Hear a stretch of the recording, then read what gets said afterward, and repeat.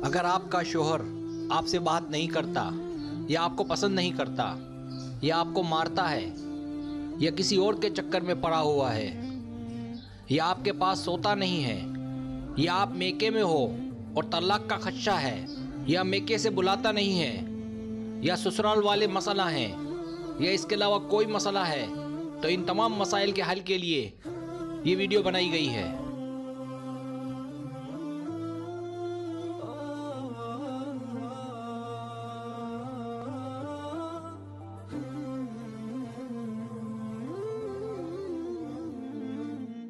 ये जो पढ़ने का आपको मैं बता रहा हूँ, इसको स्कैन करवा लें ताकि पढ़ने में आसानी हो।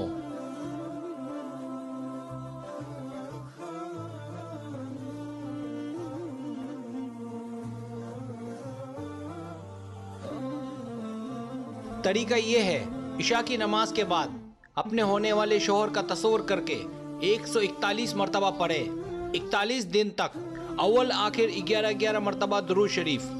इसका पढ़ना बेहद मुफीद है। इंशाअल्लाह ताला आपका काम हो जाएगा।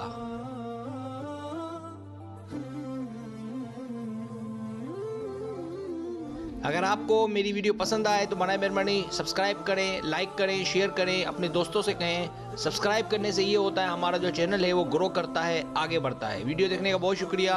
अल्लाह हाफिज़।